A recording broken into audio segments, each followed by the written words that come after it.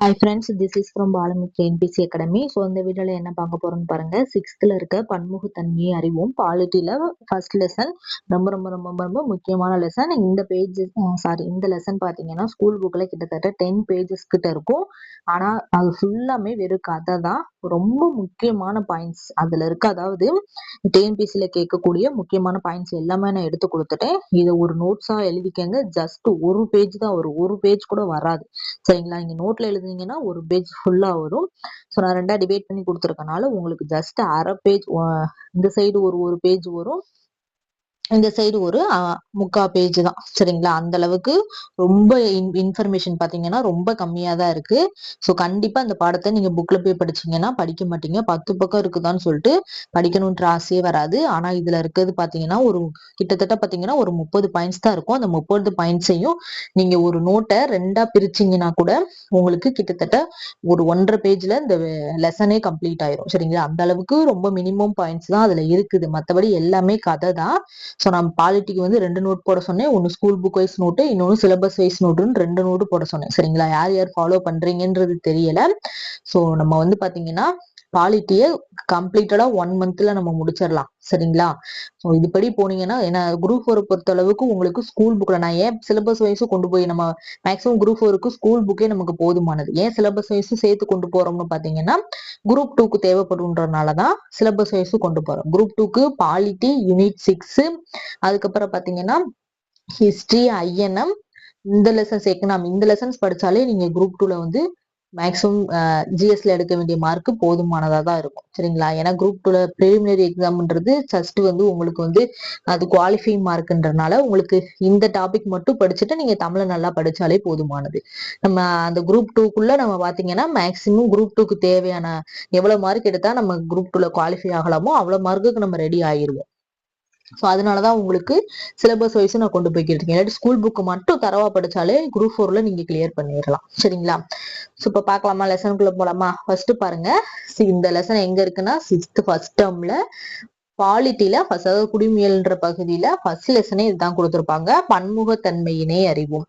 பன்முகத்தன்மையினை அறிவோம். பன்முகத்தன்மைனா என்னன்னு பாத்தீங்கன்னா, அதாவது நம்ம இந்தியாவில நிறைய மதம் சார்ந்து இருக்கு, நிறைய சாப்பாட்டுல வேரியேஷன் இருக்கு, மொழியில நிறைய வேரியேஷன் இருக்கு. இதுதான் பன்முகத்தன்மைன்னு சொல்றாங்க. பன்முகத்தன்மைன்னா என்னது? நம்ம நாட்டுல அதாவது ஒரே மொழி கிடையாது, ஒரே மதம் கிடையாது, ஒரே சாப்பாடு கிடையாது, ஒரே அதே மாதிரி கலை நிகழ்ச்சிகள்ல கூட ஒரே கலை நிகழ்ச்சிகள் கிடையாது. எல்லாமே பாத்தீங்கன்னா கலந்ததுதான் நம்ம இந்தியா. அததான் நம்ம பன்முகத்தன்மைன்றத சொல்றோம். சரிங்களா? இப்ப ஃபர்ஸ்ட் பாயிண்ட் என்ன? ஃபர்ஸ்ட் பாயிண்ட் பாத்தீங்கன்னா இந்தியா ஒரு துணைக்கண்டம் கொடுத்திருப்பாங்க. இது நமக்கு தெரியும். சரிங்களா? இது கொஞ்சம் ஜாகிரபி கொஞ்சம் கலந்த மாதிரியும் இருக்கும், பாலிட்டி கொஞ்சம் கலந்த மாதிரியும் இருக்கும். பன்முகத்தன்மைனா நம்ம எல்லாத்தையும் பத்தி படிக்கிறதா, அதனால எல்லாமே இருக்கிறத இதுல கொடுத்திருப்பாங்க. சரிங்களா? அதுக்கடுத்து பாருங்க, அதுக்கடுத்து இது வந்து பாக்ஸ் கொஸ்டின். 2வது பாயிண்ட்டும் 3வது பாயிண்ட்டும் பாக்ஸ் கொஸ்டின். மேகாலயாவில் உள்ள மவுண்ட் சிண்ட்ரம் பாத்தீங்கன்னா அதிக மழை பொழியும் பகுதின்னு சொல்றாங்க. அதிக மழை பொழியும் பகுதி எதுன்னு கேட்கலாம். மேகாலயாவில் உள்ள மவுண்ட் சிண்ட்ரம் ரொம்ப முக்கியமான பாயிண்ட். 3வது பாயிண்ட், ராஜஸ்தானில் உள்ள ஜெய்சால்மர் வந்து குறைவான மழை பொழியும் பகுதின்னு சொல்றாங்க. அதிக மழை பொழியும் பகுதி, குறைவான மழை பொழியும் பகுதின்னு சொல்லிட்டு கண்டிப்பா கொஸ்டின் ஆல்ரெடி டிஎன்பிசில கேட்டிருக்காங்க. சோ இனிமேலும் கேட்கறதுக்கான வாய்ப்புகள் இருக்கு. சோ படிச்சு வச்சுக்கோங்க. சரிங்களா? அதுக்கடுத்து பாருங்க, மொழிசார் பன்முகத்தன்மை. மொழிசார் பன்முகத்தன்மையில என்ன கொடுத்துருக்காங்கன்னு பாருங்க.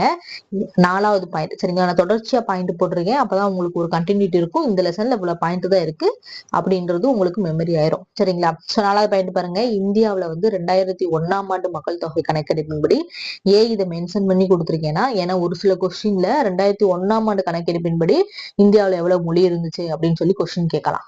ஏன்னா ஆல்ரெடி எக்கனாமில அப்படிதான் 2011ஆம் ஆண்டு கணக்கெடுப்பின்படியே ஒரு கொஸ்டின் கேட்டிருக்காங்க. சரிங்களா? சோ அதனால இது ஆண்டோடைய மென்ஷன் படிச்சு வச்சுக்கோங்க. 2001ஆம் ஆண்டு மக்கள் தொகை கணக்கெடுப்பின்படி இந்தியாவில 122 மொழிகள் இருந்திருக்கு. 1599 பிற மொழிகளை வந்து கொண்டிருக்குன்னு சொல்றாங்க. சரிங்களா? 122 முக்கிய மொழிகளையும் 1599 பிற மொழிகளையும் கொண்டு இருக்குன்னு சொல்றாங்க. இதுல இந்த மொழி குடும்பத்தை 4ஆ பிரிச்சிருப்பாங்க. இந்தோ ஆரியன், திராவிடன், ஆஸ்ட்ரோ ஆஸ்டிக்ஸ், சீன திபெத்திய மொழிகள்னு சொல்லிட்டு 4 மொழி குடும்பங்களா இதை வந்து பிரிச்சிருப்பாங்க. ரொம்ப முக்கியமானது. சரிங்களா? இது திராவிட மொழி குடும்பம் படிக்கும் போது நம்ம டீடைல்டா படிப்போம். தமிழ் மொழியானது பழமையான திராவிட மொழின்னு சொல்லி சொல்றாங்க. 6 பாயிண்ட் முடிஞ்சா. அடுத்து பாருங்க, இந்தியாவில் பேசப்படும் முதல் 5 மொழிகள். அதாவது எதுனா 2011ஆம் ஆண்டு கணக்கெடுப்பின்படி இது ரொம்ப முக்கியம். சரிங்களா? சோ அது வந்து பாக்ஸா கொடுத்திருப்பாங்க. அதாவது மொழியையும் மொத்த மக்கள் தொகையை சதவீதத்துல கொடுத்திருப்பாங்க. அதாவது இந்தியாவில இந்தி மொழி பேசுறவங்க எவ்வளவு சதவீதம் இருக்காங்கன்னா 43.63% இருக்காங்க. இது வந்து ரொம்ப ரொம்ப ரொம்ப ரொம்ப முக்கியம். சரிங்களா? சோ அதே மாதிரி வங்காளத்துல பாத்தீங்கன்னா 8.32% இருக்காங்க. தெலுங்குல பாத்தீங்கன்னா 6.93% இருக்காங்க. மராத்தியில 7.09% இருக்காங்க. தமிழ்ல 5.89% இருக்காங்க. சோ இந்த பாயிண்ட் ரொம்ப ரொம்ப ரொம்ப ரொம்ப முக்கியம், பார்த்து வச்சுக்கோங்க. அதுக்கப்புறம் பாத்தீங்கன்னா 12வது பாயிண்ட், இந்திய அரசியலமைப்பு சட்டத்தின் 8வது அட்டவணையில 22 மொழிகள் அலுவலக மொழிகளா வந்து அங்கீகரிக்கப்பட்டுள்ளது. இது நம்ம ஆல்ரெடி படிச்சதுதான். சரிங்களா? அதுக்கடுத்து 2004ஆம் ஆண்டு இந்திய அரசால் முதல் செம்மொழியாக எது அறிவிக்கப்பட்டிருக்கு? தமிழ் மொழி அறிவிக்கப்பட்டிருக்கு. எந்த ஆண்டு? 2004ஆம் ஆண்டு இந்திய அரசால் முதல் செம்மொழியாக என்ன அறிவிக்கப்பட்டிருக்கு? தமிழ் மொழி அறிவிக்கப்பட்டிருக்கு. தற்போது பாத்தீங்கன்னா 6 மொழிகள் செம்மொழிகளாக அறிவிக்கப்பட்டிருக்குன்னு சொல்றாங்க. அதுல எந்தெந்த மொழிகள் எந்தெந்த ஆண்டு? சமஸ்கிருதம் 2005, தெலுங்கு மற்றும் கன்னடம் பாத்தீங்கன்னா 2008ஆம் ஆண்டும், மலையாளம் 2013ஆம் ஆண்டும், ஒரியா 2016ஆம் ஆண்டும் செம்மொழியாக அறிவிக்கப்பட்டிருக்கு. ரொம்ப ரொம்ப ரொம்ப ரொம்ப முக்கியமானது. சரிங்களா? அதுக்கடுத்து பாருங்க, இந்தியாவுல மொத்தம் 28 மாநிலங்களும் 8 யூனியன் பிரதேசங்களும் இருக்கா. இந்திய தொல்லியல் துறை இதுவரை கண்டுபிடித்த கல்வெட்டு சான்றுகள்ல 60% தமிழ்நாட்டுல இருந்துதான் கண்டுபிடிக்கப்பட்டிருக்குது.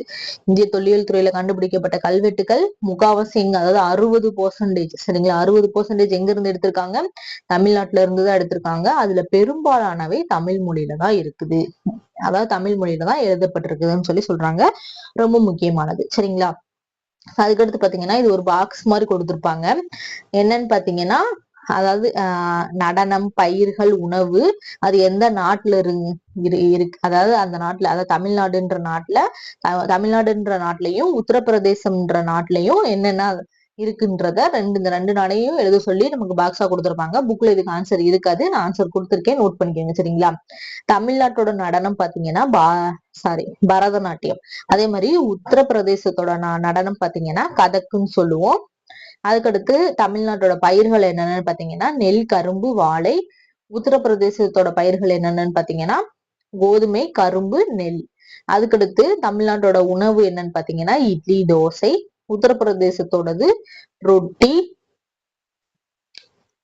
ஜஸ்ட் தெரிஞ்சு வச்சுக்கோங்க, படிக்கணும்னா கூட படிச்சு வச்சுக்கோங்க. சரிங்களா? ரொட்டி, பரோட்டா, தால். அதே மாதிரி தோசை, இட்லி, சாம்பார் தான் தமிழ்நாட்டோட உணவு. முக்கிய மொழி என்னன்னு பாத்தீங்கன்னா தமிழ்நாட்டுக்கு தமிழ் தான். அந்த மாதிரி உத்தரப்பிரதேசத்துக்கு ஹிந்தி. கட்டடக்கலை இது வந்து திராவிடம், இது திராவிட கட்டடக்கலை, இது முகலாய கட்டடக்கலைன்னு சொல்லி சொல்றாங்க. சரிங்களா? ஜஸ்ட் தெரிஞ்சு வச்சுக்கோங்க, படிக்கணும்ன்றது கூட அவசியம் இல்லை. அதுக்கப்புறத்து பாத்தீங்கன்னா இது ரொம்ப ரொம்ப ரொம்ப ரொம்ப முக்கியம். டிஎன்பிஎஸ்சில கண்டிப்பா இதுல இருந்து கொஸ்டின் கேட்பாங்க. சரிங்களா? சொல்லுங்க பாருங்க. ஃபர்ஸ்ட் பாத்தீங்கன்னா மாநிலம், அது புகழ்பெற்ற நடனம்.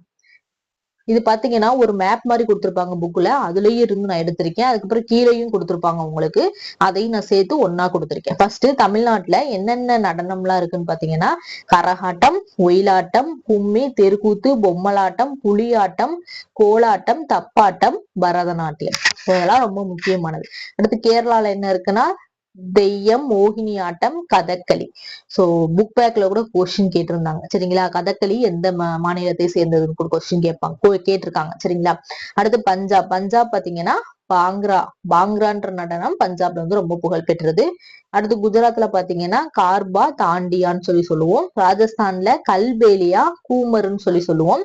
உத்தரப்பிரதேசத்துல ராசலீலா, கதக்குன்னு சொல்லி சொல்லுவோம். சரிங்களா? கதகளி வேற, கதக் வேற. சோ ரெண்டையும் கன்ஃபியூஸ் பண்ணி கூட, ரெண்டு குழப்பும் ரெண்டே கூற்று காரணம்னு கூட கொடுத்து கேட்கலாம். நம்ம வந்து கன்ஃபியூஸ் ஆயிடக்கூடாது. சரிங்களா? உத்தரகாண்ட்னா என்னன்னா சோலியா. அசாம்னா பிஹு. ஆந்திர பிரதேசம்னா குச்சிப்பிடி. குச்சிப்பிடி எங்க கொண்டாடுறாங்க? ஆந்திர பிரதேசம். ஒடிசா, ஒடிசி. இதெல்லாம் போட்டுருவோம். மணிப்பூர், மணிப்பூரி. சோ இதெல்லாம் நமக்கு தெரியும். சரிங்களா? அசாம் சத்ரியா. கர்நாடகா யக்ஷகானம். மேல புள்ளி வச்சுக்கோங்க, யக்ஷகானம். எக்ஸகானம் எங்க கொண்டாடுறாங்க? கர்நாடகால. சோ இதெல்லாம் ரொம்ப ரொம்ப ரொம்ப ரொம்ப ரொம்ப ரொம்ப முக்கியமானது, படிச்சு வச்சுக்கோங்க. சரிங்களா? சோ அடுத்து அவ்வளவுதான், 2 பாயிண்ட் தான், மொத்தமே 32 பாயிண்ட் தான் இந்த லெசனே கம்ப்ளீட் ஆயிரும். இத பாருங்க, இந்தியா வேற்றுமையில் ஒற்றுமை உள்ள நாடாக விளங்குகிறது. இச்சொற்றொடரானது எங்கிருந்து? நமது சுதந்திர இந்தியாவின் முதல் பிரதமரான ஜவஹர்லால் நேருவின் டிஸ்கவரி ஆப் இந்தியா என்ற நூல்ல இடம்பெற்றிருக்கு. ரொம்ப ரொம்ப முக்கியம். டிஸ்கவரி ஆப் இந்தியா யாருடைய நூல்? ஜவஹர்லால் நேரு. அந்த புக்ல இருந்து என்ன எடுத்திருக்காங்க? இந்தியா வேற்றுமையில் ஒற்றுமை உள்ள நாடாக விளங்குகிறதுன்றதை எடுத்திருக்காங்க. ரொம்ப ரொம்ப முக்கியம். சரிங்களா? அதுக்கடுத்து இந்தியாவில பாத்தீங்கன்னா பல்வேறு இன மக்கள் காணப்படுவதால் இந்தியாவை என்ன சொல்றாங்கன்னா இனங்களின் அருங்காட்சியகம். என்ன சொல்றாங்க? இனங்களின் அருங்காட்சியகம். யாரு சொல்லியிருப்பா? V.A. ஸ்மித்ன்றவர் சொல்லியிருப்பாரு. இந்தியாவில் பல்வேறு இன மக்கள் காணப்படுவதால் இந்தியாவை இனங்களின் அருங்காட்சியகம் என வரலாற்று ஆசிரியர் V.A. ஸ்மித் அவர்கள் கூறியுள்ளார். ரொம்ப ரொம்ப ரொம்ப ரொம்ப ரொம்ப முக்கியம். அவ்வளவுதான், அந்த லெசன் முடிஞ்சா. ஜஸ்ட் 32 பாயிண்ட் தான். நோட்ல எழுதி வச்சீங்கன்னா ஒரு பேஜ் தான் வரும். ஒரு பேஜ படிக்கிறதுக்கு உங்களுக்கு எவ்வளவு ரிவிஷன். நீங்க இப்ப நோட்ஸ் எடுக்க தயவு செஞ்சு சோம்பேறித்தனப்படவே படாதீங்க. ஏன்னா உங்களுக்கு இன்னும் 6 மாசம் கிட்ட இருக்கு. சரிங்களா? டிசம்பரை விட்டுட்டா கூட உங்களுக்கு 5 மாசம் இருக்கு. இன்னும் நீங்க ஒரு 2 மாசம் கழிச்சு நோட்ஸ் எடுத்து வச்சு படிக்கிறேன்னா படிக்க முடியாது. இப்ப இருந்தே நோட்ஸ் எடுத்து வச்சு படிச்சாதான் உங்களுக்கு பின்னாடி ரிவிஷன் பண்றதுக்கு ரொம்ப யூஸா இருக்கும். இப்ப நோட்ஸ் எடுக்க சிரமமா தான் இருக்கும். ஆனா ரிவிஷன் பண்ணும் போது நீங்க 10 பேஜ் உட்காந்து படிக்கிறதுக்கும் இந்த ஒரு பேஜ் படிக்கிறதுக்கும் வித்தியாசம் இருக்கு. சரிங்களா? சோ இந்த வீடியோ உங்களுக்கு ரொம்ப யூஸ்ஃபுல்லா இருக்கும்னு நினைக்கிறேன். யூஸ்ஃபுல்லா இருந்தா மறக்காம லைக் பண்ணுங்க, மறக்காம நம்ம சேனலை சப்ஸ்கிரைப் பண்ணுங்க. நெக்ஸ்ட் வீடியோல பார்க்கலாம். இது உங்கள் பாலமி TNPSC அகாடமி.